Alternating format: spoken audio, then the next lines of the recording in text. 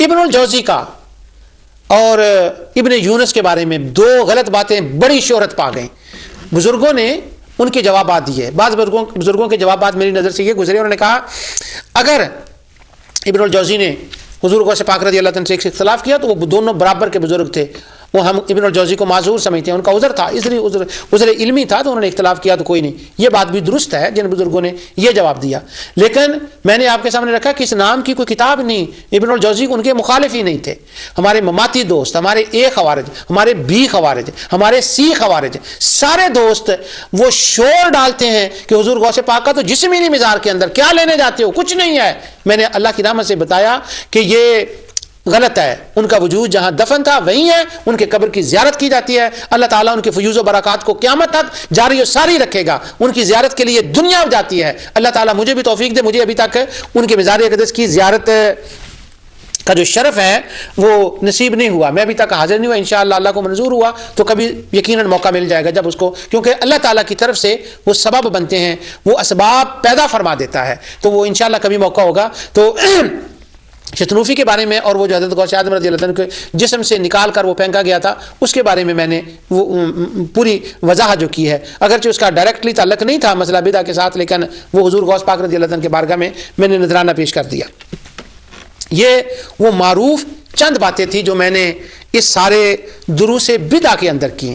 اس کے اندر قراءۃ القبور کا بیان بھی آیا. لوگ کہتے ہیں قراءۃ القبور, قبروں پہ قرآن پڑھنا, وہاں جانا, قرآن کریم کی تلاوت کرنا, یہ بدعت ہے, یہ درست نہیں ہے. میں نے محدثین سے, خود امام بخاری سے ثابت کیا کہ انہوں نے تاریخ کے اندر یہ بیان کیا کہ کن کن لوگوں نے اپنی قبریں کھودی اور پھر ان قبروں کے اندر گئے اور جا کر تلاوت کی. ابن قدامہ سے میں نے بیان کیا, ابن کثیر سے بیان کیا, علامہ ذہبی کی کتب سے حوالے آپ کے سامنے رکھے. الحمدللہ مجھے وہ فوزی دوبارہ یاد آ گئی کہ وہ کہنے لگی میرے اندر ایک طاقت پیدا ہو گئی ہے. سبحان اللہ. اگر اتنا مواد آپ کے پاس ہو تو طاقت نہ آئے تو کیا کیا جائے؟ تو کہتی ہے میرے پاس طاقت آ گئی ان باتوں کے بارے میں, اور یہ تو طاقت ہونی چاہیے. اللہ کا کروڑ فضل اور رحمت ہے اہل سنت و جماعت کے اوپر کہ ان کے پاس بڑے دلائل ہیں, بہت کچھ ان کے پاس ہے, بہت دلائل ہیں. قرآن ان کے ساتھ ہے, حدیث ان کے ساتھ ہے, محدثین ان کے ساتھ ہیں, اولیاء ان کے ساتھ ہیں, کتب ان کے ساتھ ہیں. لیکن فرق پتہ کہاں پڑا, کمزوری کہاں پڑی؟ علم دوستی ختم ہو گئی, علم دوست کم رہ گئے, علم کی باتیں سننے والے کم رہ گئے. ہمارے پاس دو ذوق تھے, ایک اشعار کا ذوق تھا, یہ عربوں کے پاس بھی تھا. نبی کریم صلی اللہ علیہ وسلم کے تشریف لانے سے پہلے صدیاں عربوں کے پاس اشعار کا ذوق تھا. بڑے بڑے شعراء تھے. ان شعراء میں سے بعد میں آپ کو جب اگلا پروگرام ہوگا کہ شبہات پیدا کیوں ہوتے ہیں, بعض شعراء کے واقعات میں آپ کو سناؤں گا. لبید جیسے لوگوں کے بڑے بڑے شعراء تھے, وہ شعر کہتے تھے, یہ ذوق تھا. شعر کو کوئی غلط بات نہیں ہے, وہ پڑھتے تھے.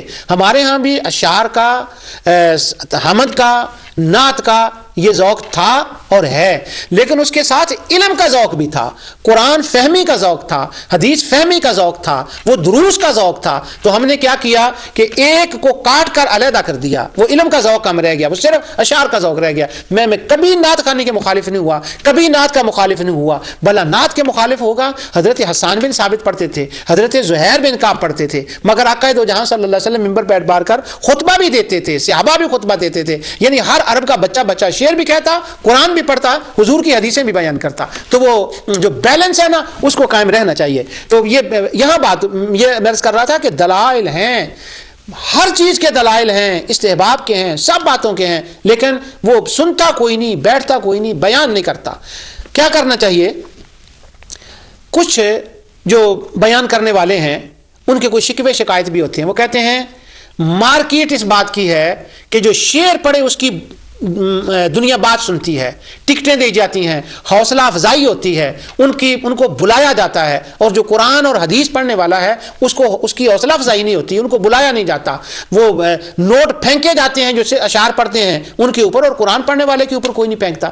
میں نے پچھلے دنوں میں, اگر آپ کو یاد ہو تو عبد الغنی المقدسی رحمۃ اللہ علیہ کا وہ بتایا تھا کہ جب ان کا وصال ہوا تو علامہ ذہبی نے لکھا کہ وہ قرآن بیان کرنے والے تھے, وہ حدیث بیان کرنے والے تھے.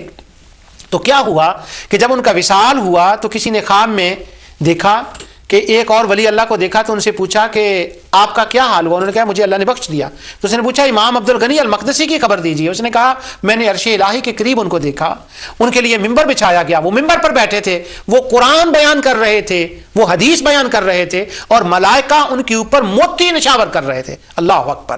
اگر یہاں قرآن اور حدیث پڑھنے والوں کے اوپر کوئی موتی نشاور نہ کرے, پیسے نشاور نہ کرے, تو اس کی شکایت نہیں. ممکن ہے کہ ان کے اوپر موتی نشاور کرنے کے لیے اللہ تعالیٰ نے دوسری جگہ رکھی ہو, اس کی تو شکایت نہیں ہے.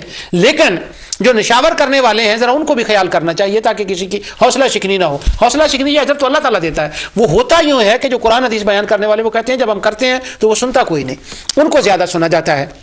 میں اس کا ایک طریقہ مشورہ آپ کو دے رہا ہوں, شاید کسی کو اس کی ضرورت ہو. ویسے میں سمجھتا نہیں, مجھ سے زیادہ مشورے آپ کو آتے بھی ہیں, واقفیت بھی ہے, آپ جانتے بھی ہیں.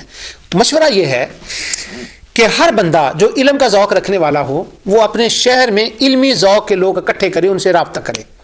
وہ 3 نکل آئیں, 5 نکل آئیں, ان 3 4 5 کو وہ بٹھائے, ان سے وہ علمی گفتگو کرے, قرآن کی ہو حدیث کی ہو, کیونکہ ہر بندہ علمی لیول کی گفتگو سننے کا اہل نہیں ہوتا. وہ تھوڑے بندے سے بات کر لے لیکن کرے خدا کی رضا کے لیے, مصطفیٰ کی رضا کے لیے اور آخرت کے لیے. وہاں نہ پیسے پھینکے گا کوئی ظاہری کوئی نہیں ہوگا, لیکن اوپر سے بڑا کچھ برس رہا ہوگا, خدا کی رحمت برس رہی ہوگی, خدا کی رضا مل رہی ہوگی, اس کی عنایتیں ہو رہی ہوں گی. 2 4 بندے اکٹھے کریں, قرآن کھولیں. انشاءاللہ جب میں آگے شروع کروں گا اگلا پروگرام, اس کے اندر میں مشورے بھی دوں گا کہ کس طرح سے ہونا چاہیے. تو ان خاص بندوں کی محفل کریں, 2 ہوں 4 ہوں. اگر آپ کو یاد ہو, میں نے حضور غوث پاک رضی اللہ تعالی عنہ کے حالات بیان کرتے ہوئے علامہ ذہبی سے, حافظ ابن رجب سے بیان کیا تھا کہ غوث اعظم رضی اللہ عنہ فرماتے ہیں جب میں وعظ شروع کرنے لگا, مجھے اشارہ ہوا, مجھے بتایا گیا, تو 2 یا 3 بندے, 4 بندے, 5 بندے میرے سامنے بیٹھتے اور میں ان کو بیان کرتا. پھر جب اللہ کا فضل ہوا تو میری مجلس میں 70 ہزار لوگ بیٹھنے لگے. اب ہر بندہ غوث اعظم تو نہیں ہوگا کہ 70 ہزار کا اس کو مجمع ملے.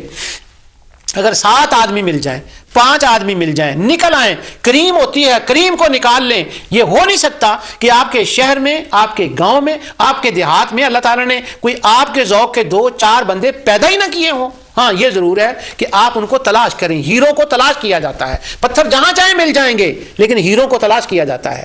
عام پبلک جو ہوتی ہے ان کی ایک لمیٹیشن ہوتی ہے. وہ محبت کی باتیں عام سن لی, الحمدللہ ان کو ثواب مل گیا, نعت خوانوں کو سن لیا, ایک ذوق پورا ہو گیا, وہ مل گیا. لیکن آپ جن لوگوں کو اہل علم کی سے یہ میں درخواست کر رہا ہوں, ان کو یہ شکایت ہوتی ہے. جو واعظین ہوتے ہیں کہ وہ انہوں نے واز کرنا ہوتا, اللہ تعالیٰ نے قوت بیانی ان کو دی ہوتی ہے, بیان کرنے والے, ان کو تو شکایت نہیں ہوتی, ان کو تو ٹائم ہی نہیں ملتا. امریکہ والے بلا رہے ہیں, ناروے والے, ڈنمارک والے, ہندوستان والے بلا رہے ہیں, ان کے پاس تو ٹائم نہیں ہوتا. ان کی بات نہیں میں کر رہا, میں ان کی بات کر رہا ہوں جن کے پاس علم ہوتا ہے مگر سننے والے سامعین ان کو نہیں ملتے.